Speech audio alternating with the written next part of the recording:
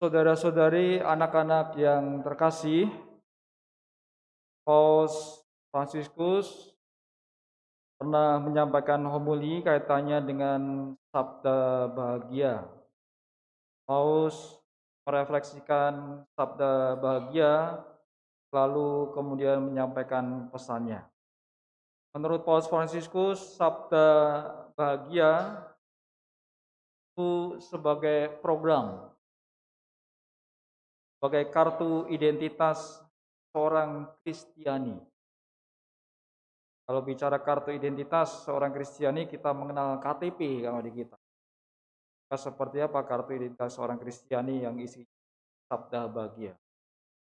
Lalu Paus kemudian melanjutkan dengan permenungan, jika Anda bertanya pada diri sendiri bagaimana untuk menjadi seorang Kristiani yang baik, Anda dapat menemukan jawaban Kristus, yaitu sebuah jawaban yang menunjuk ke sebuah sikap yang saat ini sangat melawan arus. Kristus mengatakan, berbahagialah orang yang miskin di hadapan Allah. Kekayaan menurut Paus Fransiskus menunjukkan tidak memberikan jaminan. Bahkan kata beliau, saat hati kaya dan merasa puas diri, tidak memiliki tempat untuk sabdalah. Sabda berikutnya mengatakan, berbahagialah mereka yang berduka cita, karena mereka akan dihibur. Dunia mengatakan kepada kita bahwa kebahagiaan, sukacita, dan hiburan adalah hal terbaik dalam hidup. Paus mengatakan, tetapi berbeda. Ketika ada masalah penyakit atau sakit dalam keluarga, atau dunia tidak ingin menderita, dunia lebih suka mengabaikan situasi yang menyakitkan untuk menutupinya. Hanya orang yang melihat segala sesuatu seperti adanya, dan yang hatinya berduka akan senang dan akan dihibur. Berkat penghiburan dari Kristus, bukan penghiburan dari dunia. Sabda juga mengatakan demikian, berbahagialah orang yang lembut hati di dunia ini, yang dipenuhi dengan banyak perang, argumen-argumen kebencian. Paus kemudian mengatakan, jika Anda lembut hati dalam kehidupan, orang akan berpikir Anda tidak pintar. Biarkan mereka berpikir itu, kata beliau. Tetapi Anda lembut hati, karena dengan kelemah lembutan ini, Anda akan mewarisi dunia. Artinya, mendapatkan keselamatan. Sabda berikutnya mengatakan, diberkatilah mereka yang lapar dan haus akan kebenaran.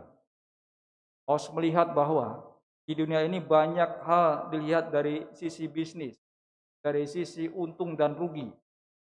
Ada mentalitas yang disebut do ut des, atau istilahnya balas jasa. Arahnya kepada budaya korupsi. Paus mengawati untuk menjadi bagian dari korup, dan disebut ada pendekatan harian, yaitu balas jasa atau do ut des. Segala sesuatu dilihat dari sisi bisnis. Kemudian sabda juga mengatakan, atau Paus kemudian melanjutkan dari permenungannya, berapa banyak ketidakadilan terjadi karena pendekatan tersebut, dan berapa banyak orang menderita karena ketidakadilan. Kristus berkata, berbahagialah mereka yang berjuang melawan ketidakadilan. Sabda lain dalam sabda bahagia mengatakan, berbahagialah orang yang murah hatinya, karena mereka akan beroleh kemurahan. Bermurah hati, kata Paus, adalah orang-orang yang memaafkan dan memahami kesalahan orang lain. Paus mengatakan, Kristus tidak mengatakan, berbahagialah mereka yang membalas dendam. Sabda juga mengatakan, sabda bahagia, berbahagialah mereka yang mengampuni, yang murah hati, karena kita semua adalah bagian dari orang-orang yang sudah diampuni Kristus. Kita semua telah diampuni, itulah sebabnya orang yang berbahagia, yang menempuh jalan pengampunan ini. Orang yang mau mengampuni, ialah orang yang berbahagia. Sabda lain mengatakan, berbahagialah orang yang suci hatinya, mereka yang hatinya sederhana, hatinya yang murni tanpa kotoran, hati yang tahu bagaimana mencintai dengan kemurnian. Berbahagialah orang yang membawa damai.